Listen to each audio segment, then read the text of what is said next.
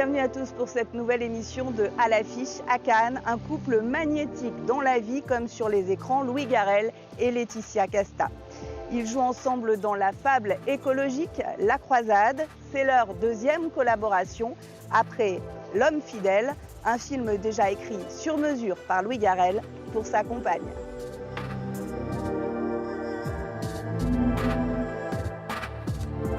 Bonjour Louis Garrel. Bonjour. Alors cette année, le Festival de Cannes a dévoilé une sélection pour le climat dont votre film La Croisade fait partie. Qu'est-ce que vous pensez de ce coup de projecteur? Plus on avance, comme on avance vers... Si on écoute tous les scientifiques, et que je pense qu'il faut les écouter, parce que si on ne les écoute pas, on est foutu, tous les films ne parleront que de ça. Donc c'est plus la question de savoir est-ce que l'imaginaire, le cinéma doit parler de plus en plus de ça. Je pense qu'on ne parlera que de cette chose-là. Plus, à mesure qu'on s'en rapprochera, ça deviendra tellement une question de survie qu'on pourra parler de rien d'autre. Et donc cette sélection, je pense qu'elle commence. Elle commence même une chose qui va devenir inévitable, c'est-à-dire de parler de ça tout le temps. Salut. Ah bah t'es là toi? J'ai pas vu ta trottinette en bas.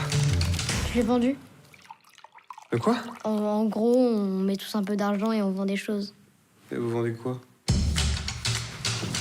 Elle est où ma robe Dior? Quelle robe Dior? Mes affaires vintage? Tu les mettais jamais? Non mais attends, Joseph, mais attends, t'as pas touché à mes affaires, Joseph? Oh, j'ai juste pris tes chaussures en or et ton blouson vert. Quoi, Joseph, t'as pas touché à mes montres?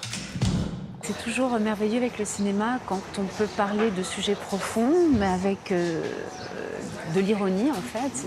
Il y a des films qui sont là pour réveiller les consciences de manière beaucoup plus violente, crue, militante. Et là, on n'est pas du tout dans un film qui est là pour accabler, mais pour dire, bah, voilà, on peut être des deux côtés, on peut se retrouver à la fois chez Abel et Marianne. Moi-même qui ai des enfants, enfin, je me suis retrouvée parfois dans des situations où ils m'ont quand même fait la morale parfois par rapport à ce qui se passe. Vous êtes combien à avoir fait ça? On est 850. N'importe quoi. Bah si. Mais pour faire quoi? Ils viennent pour faire quoi? Pour sauver la planète, papa. Dans le film, votre personnage et celui de Laetitia Casta sont dépassés par leur enfant qui a un grand et beau projet pour sauver la planète. Jusqu'à quel point le personnage d'Abel vous ressemble-t-il justement? J'espère qu'il me ressemble pas trop. J'espère qu'il me ressemble pas trop et que j'ai un tout petit peu plus d'intelligence. Il se trouve que j'ai des enfants. Je pourrais leur laisser un petit peu plus rapidement une route pour qu'ils se sentent, pour qu'ils soient forts.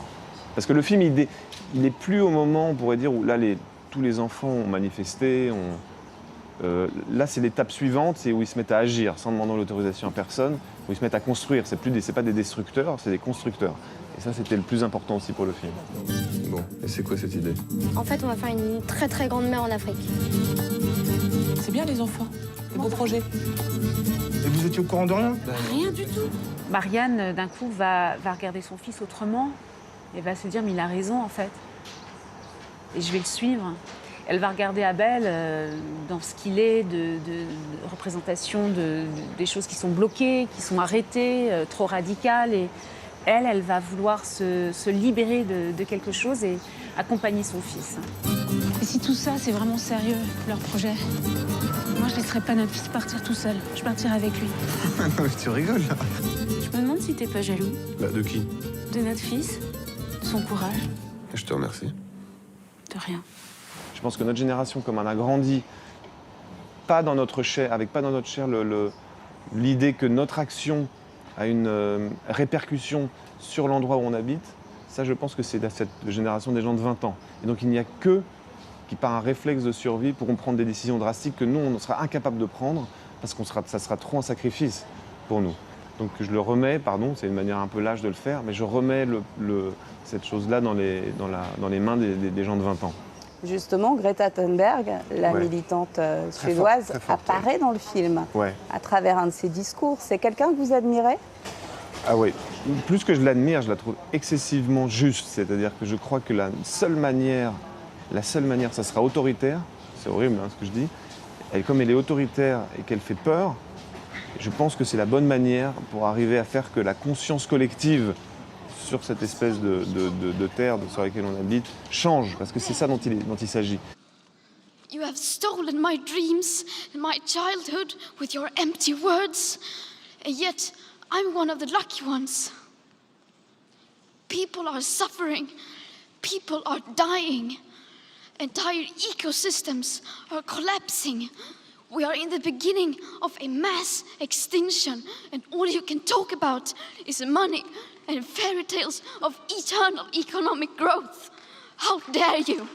Ça a été parfois mal accueilli ce discours, parce que d'un coup un enfant est là et il fait votre éducation, il vous fait la morale, il vous montre du doigt, et ça certains n'ont pas apprécié, mais en même temps elle est arrivée avec urgence et c'est presque un appel au secours.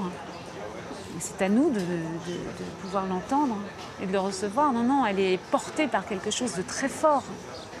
Comme dans le film, seriez-vous prête, dans la vraie vie, à vendre vos bijoux, à vendre vos beaux vêtements pour contribuer à lutter contre le réchauffement climatique? Oui, je n'ai pas de problème avec les choses. Je ne suis pas du tout attachée aux choses matérielles, non, absolument pas, non, ça, bien sûr. Je pense que si vous me demandiez, je contourne toujours un peu les trucs. Le Covid, par exemple, j'étais prêt à tout vendre parce que c'était ma propre mort. Le Covid, j'ai eu peur à un moment donné, donc j'étais prêt, au moment de la crise, j'étais prêt à tout, à n'importe quoi. Je vends tout ce que vous voulez si on m'assure que je n'attrape pas le truc. Ou si on m'assure que je ne vais pas mourir. Vous avez quitté Paris, par exemple? Non, pas du tout, mais je suis resté enfermé à la maison. Et je nettoyais comme un idiot les boîtes de conserve en rentrant au début, quand on s'est dit, putain, ça va, par où ça va rentrer ce microbe. Donc je pense que si demain, on me disait, là on va mourir, vends tout, je vends tout. Mais ça, on n'en a pas encore assez. Comme c'est pas vraiment notre propre mort, c'est pas notre disparition à nous, on n'est pas encore capable de vendre toutes nos. Parce que le film, il est allègre, il s'amuse de ça. Mais je pense que si on me disait demain, oui, je pense que je serais capable de tout vendre. Donc la crise sanitaire qu'on traverse, elle a fait évoluer vos convictions, Louis Garrel? Je pense que la crise sanitaire, elle est et ça je cite un philosophe qui s'appelle Bruno Latour, elle est une répétition, et c'est pour ça qu'il faut le prendre de manière optimiste, elle est une répétition du grand confinement auquel on va être confronté dans pas si longtemps que ça, qui va être le confinement sur la planète Terre. Quand je dis ça, c'est comme quand je regarde les étoiles, ça me fout une angoisse. Mais la vérité, c'est qu'on est confiné sur la planète Terre. On ne peut pas aller ailleurs. C'est pour ça que d'ailleurs, ils essayent tous d'aller sur d'autres planètes et d'aller voir la Lune, voir si on ne peut pas faire une maison sur la Lune pour essayer de se tirer d'ici, parce qu'il a fait 50 degrés au Canada. On s'est dit, il fait trop chaud, il faut qu'on se barre. Mais je crois qu'il faut le prendre en se disant, on est physiquement obligé de plus bouger. Ou en tout cas, on est obligé de physiquement comprendre que collectivement, il faut qu'on s'en sorte collectivement pour sortir de la crise sanitaire. Et donc c'est cette manière-là dont c'est que par là que ça passera pour essayer de se sortir de cette histoire de fin de l'espèce. Il y a quelque chose dans cette crise d'assez, ça va paraître fou, mais assez remarquable dans le sens où c'était vraiment l'occasion de dire, voilà, où je change, je vois ma manière des choses différemment, où je ne bouge pas et je reste là où je suis. Et il y a vraiment je trouve, deux écarts. On est une génération assez gâtée où c'est pas vraiment passé grand-chose. Mais moi, j'ai le souvenir des arrière-grands-parents où il y avait déjà des pandémies. Donc c'est pas la première crise qui se passe. Mais nous, on a toujours été tranquilles. Eh bien, là, ça a été mondial. C'est quelque chose où tout le monde doit se remettre en question et réfléchir un peu à ce qui se passe, quoi. Toi, j'ai acheté des poubelles avec des couleurs différentes. Pour faire le tri, c'est plus facile, non? Puis tu sais, j'ai pris des ampoules qui consomment moins aussi. C'est bien, non? Entre vous et Laetitia Casta, lequel de vous deux est le plus écolo dans la vie? Je pense que c'est Laetitia parce que le fait, comme elle est corse, et en Corse, ils ont une telle conscience, parce qu'ils ont une surface moins étendue, ils ont une conscience beaucoup plus logique de la répartition des choses sur l'île. Voilà, donc c'est Laetitia.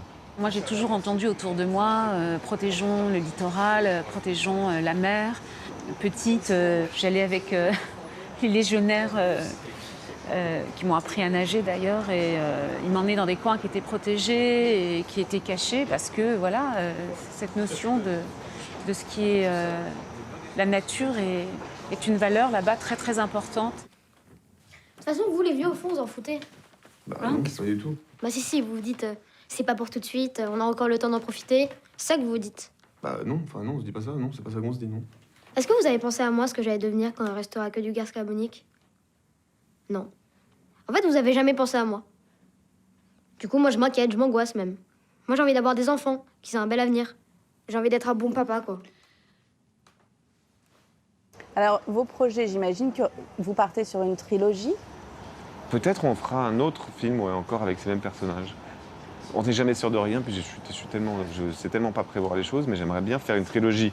Ça serait une manière, comme les gens font tous des séries, Là, il faut faire des films en série, comme ça, des séries de films, où les spectateurs sont peut-être un peu contents de retrouver tel personnage qu'ils ont déjà vu. Enfin, ils les reconnaissent en tout cas. D'entrée de jeu, ils disent « Ah oui, je le connais, lui ». Ça demande moins d'efforts peut-être quand ils doivent découvrir un personnage tout de suite. Alors le premier volet, c'était L'homme fidèle. Ouais. Vous aviez tourné une partie à France 24. Exactement. Vous étiez un journaliste de France 24. J'étais un journaliste de France 24, Et nous, j'ai eu en la tant chance. que journaliste de France 24, on a regretté un tout petit peu qu'il n'y ait pas une phrase sur France 24 dans la croisade, en disant Ah ouais. Marianne, je rentre du travail, je rentre du bureau de France Non mais 24. ça avait été super sympa parce ça a été tellement difficile et France 24, je dois dire la vérité, nous a ouvert les bras et j'ai pu tourner dans la rédaction avec les journalistes qui travaillaient pendant qu'on tournait. On leur a demandé si on faisait pas trop de bruit, ils nous ont dit allez-y, tout va bien et du coup voilà. Et ça c'était vraiment super. Mais elle est très belle la rédaction de France 24 parce qu'elle est tellement connectée qu'il y a des informations qui viennent de partout. Donc on sent qu'ils sont quand même plus apaisés et moins hystérisés sur les questions nationales de débat politique et donc elle est progressiste quand même. Elle semble plus progressiste que les autres. Merci infiniment, Louis Merci Garrel. à vous. Bon festival de Cannes. Merci beaucoup.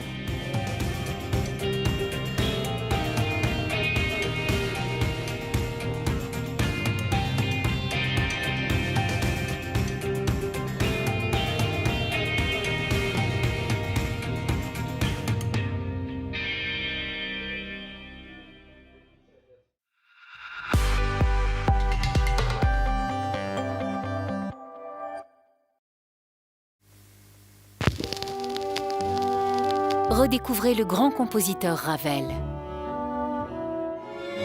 Évadez-vous en écoutant ses airs les plus connus. Retrouvez les grands du classique sur toutes les plateformes mondiales de téléchargement. L'album Ravel revisité est à écouter dès aujourd'hui.